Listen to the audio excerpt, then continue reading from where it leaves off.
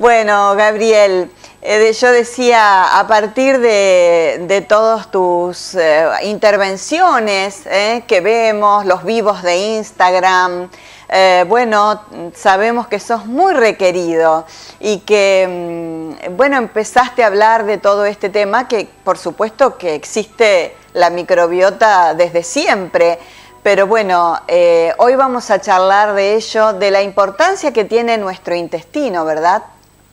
Sí, y sobre todo se ha puesto afortunadamente de moda el tema microbiota, porque por varias cuestiones. Primero porque todos podemos hacer algo por cuidar nuestra microbiota. Después porque en esta época de pandemia fue un poco el foco de poder entender por qué, o una de las razones, un virus que es en principio simple, sencillo molecularmente, da una respuesta tan diferente, con síntomas tan dispares de persona a persona, con intensidad tan dispar de persona a persona, que a algunos les cuesta recuperarse más que a otro, y uno dice, ¿en qué somos tan diferentes ante un virus que es, como les decía, es igual? Por más que haya diferentes cepas, originalmente el virus era único, pero respondimos muy diferente, y se empezó a relacionar esta respuesta tan diferente con el diferente sistema inmunológico que tenemos unos de otros. Y en definitiva, quien entrena el sistema inmunológico, quien le enseña a reaccionar, es la microbiota. Y es ahí donde nos vimos que somos muy diferentes también en los microorganismos que hospedamos. Eso puede un poco ayudar a entender esta respuesta tan diferente que hemos tenido ante un virus que es esencialmente el mismo. ¿Y qué podemos hacer para levantar nuestro sistema inmunológico desde tu punto de vista? ¿Qué consejos nos podés dar en este momento tan crítico? Sí, mira, desde que empezamos la pandemia, si uno busca en los buscadores científicos, se han publicado más de 400 trabajos de opinión, algunos no tantos de intervención, porque todo es muy reciente, donde indican que la microbiota puede ser una aliada en esta. A ver, puede tener dos roles. Nos puede dar una mayor susceptibilidad si tenemos una microbiota deteriorada, poco abundante, pero también nos da unas ventanas de oportunidades para enriquecer nuestra microbiota si en algún momento nos agarramos el coronavirus. No todos lo han tenido. Entonces uno dice, bueno, yo suponiendo que puedo tener mi microbiota deteriorada porque no consumo demasiadas fibras, porque he consumido antibióticos, lo que puedo hacer de acá al futuro, por si me pesco el coronavirus, es tratar de mejorar mi microbiota. ¿Y ahí cómo lo hago? Hay varias pautas. La alimentación, yo creo que es la primera, una alimentación rica en frutas, verduras, alimentos frescos, alimentos que no tengan un exceso de azúcares agregados, alimentos que llamamos alimentos con fibras. Los alimentos fermentados, los alimentos que nos proveen bacterias vivas, acá entra toda esa familia del kefir, del yogur, de los probióticos, de la kombucha, del chucrut, del kimchi coreano, que es menos conocido, pero también factores como la exposición al sol, es importante también para la microbiota, y también la exposición al ambiente. Y esto un poco choca con las directrices de que tenemos que estar aislados, tenemos que estar encerrados, pero yo creo que todos deberíamos encontrar el momento para exponernos al sol, para estar en contacto con, aunque sea un jardincito, o dar una vuelta a la plaza cercana que tengamos, porque todos esos factores hacen que nuestra microbiota se enriquezca, mejore nuestro sistema inmunológico, y que si nos pescamos una infección por coronavirus, esta sea suave, no sea severa, no termine en un caso de internación o con necesidad de asistencia de oxígeno. Es decir, tenemos en nuestras manos la alimentación, la exposición al sol, la exposición al medio ambiente, como factores para enriquecer a nuestra microbiota. Si decimos que el intestino es nuestro, bueno, en algunos casos dicen el primer cerebro, ¿no? Unos dicen el primero, otros dicen el segundo. Y si estamos, como vos decís, nos dicen que tenemos que quedarnos adentro, que tenemos que estar aislados, ¿eso nos perjudica a nuestro intestino, que es el primero o segundo cerebro, Gabriel?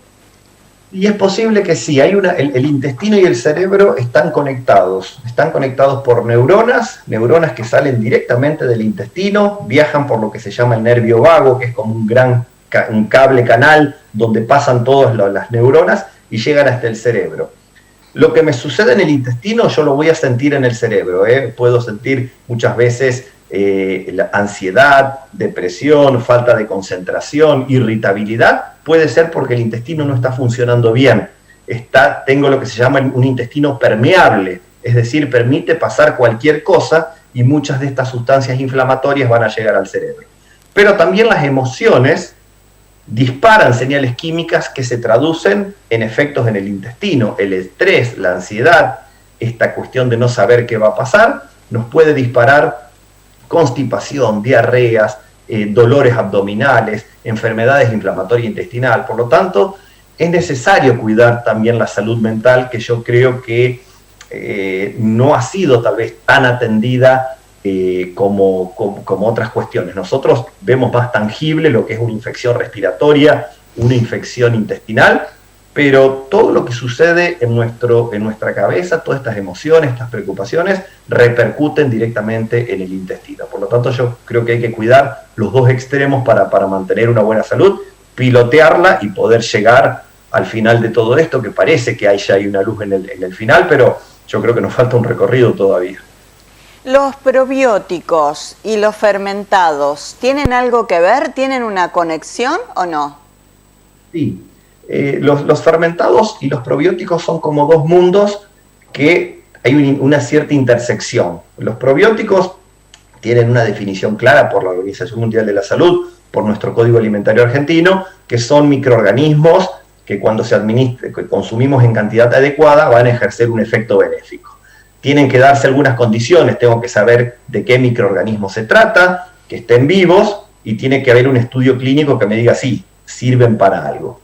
Pero también tenemos los fermentados, que tienen una comunidad microbiana desconocida, pero no por eso no van a ser menos útiles, tienen también un rol. ¿Por qué? Porque las bacterias que están en los fermentados son como de familia cercana de las que están en los probióticos. Pero muchas veces hay personas que dicen, bueno, mira, yo quiero consumir microorganismos, pero quiero saber exactamente qué voy a consumir. No estoy dispuesto todavía a consumir un alimento que tenga microorganismos desconocidos, por más que ese alimento tenga una historia de consumo seguro. Entonces ahí van a ir por un probiótico, que lo puedo encontrar en ciertos yogures o en forma de suplementos. Yo creo que hay, conociendo las diferencias, todos podemos encontrar una vía para consumir microorganismos vivos. ¿Por qué? Porque nuestro intestino estuvo diseñado para estar en contacto con microorganismos. Es necesario consumir microorganismos, incorporar microorganismos a nuestra alimentación. Bien, y el tema de los fermentados, vos nos nombraste varios, el chucrut, el kimchi, el kefir, todo podemos preparar en casa con nuestras manos. Sí, podemos preparar en casa. Hay algunos donde la fermentación es espontánea. ¿Qué quiere decir? Que va a darse con las bacterias que están en las hojas de ese alimento. Por ejemplo, el chucrut y el kimchi. Son primos hermanos, el chucrut y el kimchi. El kimchi es coreano, lleva algunas especies, pero se va a fermentar con las bacterias que están propiamente ahí. La verdura se pica muy chiquitita, se agrega sal, se deja unos 10 a 15 días y ahí hay una fermentación. Van a aparecer estos microorganismos. Ahora, cuando hablamos del kefir, por ejemplo, que yo creo que es el que más se puso de moda en la pandemia, en sus dos variedades, el de agua o el de leche, ahí alguien nos tiene que dar los gránulos, los nódulos. Las personas los habrán visto. El kefir de leche son como unos repollitos, un coliflor blanco chiquitito, mientras que los gránulos de kefir de agua son como una especie, como una gomita, con un color marrón claro. ¿Qué son esos gránulos? Son las comunidades de bacterias y de levaduras que viven juntas, que conviven y que van a fermentar, sea la leche o sea el agua con azúcar. Pero acá hay dos cosas que yo siempre me gusta decir. El kefir puede tener alcohol, puede tener cantidades que pueden ir hasta el 3% de alcohol. Entonces, en embarazadas, en mamás que están dando la teta o en niños, la recomendación es 0 alcohol. Por lo tanto, ahí hay que tener, yo creo, una cierta precaución. Y otra cuestión, de lo más famoso, es el kefir de agua. El kefir de agua se hace con azúcar mascabo generalmente, y se hace con una cantidad de azúcar que muchas veces es a ojo. Yo he hecho un vivo hace un tiempo con una experta en diabetes, entonces atención, si tengo diabetes, si tengo azúcar en sangre, si tengo resistencia a la insulina, atención con el kefir de agua, porque puede tener cantidades de azúcar que yo no la percibo, pero me pueden disparar la glucemia. Entonces, tal vez si uno quiere consumir fermentados y una embarazada, lactante, niños o una persona con diabetes, tal vez más ir por el lado del yogur, porque ahí es un fermentado que no tiene alcohol y que tiene lactosa, que no genera ese pico de insulina. Y si yo tengo algún problema con la lactosa, porque sabemos que hay personas que tienen un cierto grado de intolerancia a la lactosa, hay yogures que vienen hechos con leche deslactosada, o yo puedo hacer yogur en casa utilizando leche deslactosada y se hace perfectamente. Entonces los fermentados hay que conocerlos un poquitito de cerca para ver cuál es el que está más cercano a mis necesidades o a mis posibilidades, porque ya dijimos, diabetes, embarazadas, lactantes, niños, ahí hay cuestiones un poco que... Por eso yo siempre insisto en las diferencias y en las características químicas para que un pediatra, un nutricionista los pueda recomendar sabiendo un poco qué es lo que tienen, que además de microorganismos pueden tener alcohol o pueden tener una cantidad de azúcar que para un diabético podría ser un problema. Muy buena esta aclaración, sin duda, porque es todo como un boom, ¿no? La gente, en este tiempo de pandemia, con un poquito más de disponibilidad en casa, empezamos a preparar y a consumir. Y entonces está muy bien esta aclaración. Una consulta, ¿podemos utilizar los gránulos o los nódulos que usamos para agua, para la leche, o son totalmente diferentes? Mira, es una excelente pregunta y tiene una primera respuesta técnica y tiene una segunda respuesta más filosófica también. La respuesta técnica es, a ver, yo tengo nódulos de kefir de leche y nódulos de kefir de agua. Si yo al de leche le pongo agua con azúcar, seguramente se va a fermentar, y si al el nódulo de agua le pongo leche, probablemente se va a fermentar. Pero yo estoy haciendo algo que los nódulos no estaban acostumbrados. Y yo tampoco tengo un laboratorio de microbiología en casa para ver que la fermentación fue exitosa. Y tampoco yo sé cuál sería el sentido de querer cruzarle la naturaleza a los nódulos. Estos nódulos son milenarios, vienen de hace mucho tiempo. Entonces tal vez yo con ese cruce que haga, si no sé lo que va a salir, no sé si la fermentación va a ser exitosa. Entonces, la respuesta filosófica es, si son nódulos de leche que tienen miles de años acostumbrados a fermentar la leche, sigámosle fermentándolo con leche. Y si vienen de agua, con el agua y el azúcar. Es decir, mantenerles la identidad. Porque mantenerles la identidad es mantenerle esa historia de consumo seguro que hace de que yo pueda confiar en ese alimento. Entonces, si bien técnicamente es posible la fermentación cruzada, mi recomendación es no hacerla. ¿Por qué? Porque no lo podemos medir y porque de alguna forma le estamos cambiando la identidad a esos nódulos, y como yo los recibí, el folclore de esto es también entregarlos. Entonces, mantener esa identidad para que se mantenga a lo largo de las diferentes generaciones que los vamos utilizando. Seguro. Y en todos estos grupos, viste, que hay de Facebook, amigos del kefir, dicen que levanta las defensas, que quien lo consumió durante todo este tiempo no agarró COVID. No sé si están así. A ver, si uno lo tiene que responder desde la ciencia, no hay ningún estudio clínico que lo demuestre, pero si uno lo tiene que responder desde el estado del arte, es decir, de todo el conocimiento que tenemos hasta acá, y hay un cierto grado, hay una probabilidad de que al tener microorganismos vivos, que se sabe que estos microorganismos nos aumentan las defensas, que es posible, que es factible, no lo podemos asegurar tácitamente porque no tenemos el estudio clínico en mano. Sabemos que la efectividad de las vacunas son efectivas porque se hacen estudios clínicos y se publican. Esto para el kefir no está hecho, pero el historial nos dice que puede ser posible. Y una cosa que yo siempre digo, es un alimento inocuo, el yogur, el kefir, no está de más incorporarlo. Y la historia un poco me dice el estado del arte de que pueden contribuir, no sé si a prevenir una infección por COVID, pero tal vez a tener cuadros menos severos. Por lo tanto, es una buena medida en el contexto de todas las otras medidas que uno toma, ¿no es cierto? Sí, también una amiga cuando se enteró que íbamos a estar en diálogo en la entrevista, me mandó los beneficios que tiene el chucrut y yo creo que, no sé, 14, 15 beneficios para nuestro organismo, es impresionante. Sí, sí, también. Muchas veces ese listado de beneficios es anecdótico o son cosas que le sucedieron a distintas personas. Dice, mira, yo tenía alergias y dejé de tomar antihistamínicos y así ese listado se va engrosando de experiencias propias. Yo en ese sentido soy más conservador. Yo diría, a ver, lo introduzcamos como un alimento, no es un medicamento. Entonces, si yo tengo un problema de salud, voy a un profesional, a un médico. Si yo estoy con buena salud, los incorporo y es muy probable que yo pueda mantener ese buen estado de salud. Pero hacer el listado, por lo pronto, me parece que no. Pero bueno, pasa en las redes y bueno. Es peor a que no se conozcan estos alimentos, yo creo. Tiempo para educar y para pulir el discurso tenemos. Yo creo que hemos dado un buen paso en saber de qué existen y empezar a consumirlos. Esa listita la podemos ir depurando con el tiempo, o se van a ir demostrando. Gabriel, te vimos por Salta. ¿Estás haciendo algún estudio de la microbiota, alguna investigación, alguna punta? Quiero que nos cuentes.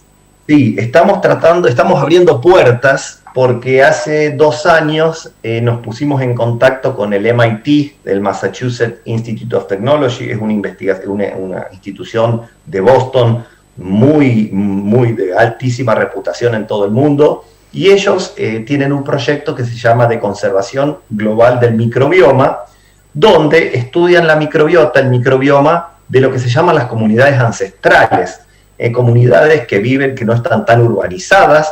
Incluso ellos han estudiado con las comunidades indígenas, los Hadza, que son auténticos cazadores-recolectores de África, de Tanzania, y en ellos han encontrado que tienen una riqueza de la microbiota enorme y no tienen prácticamente las enfermedades crónicas de la modernidad, que se puede decir, diabetes, sobrepeso, obesidad.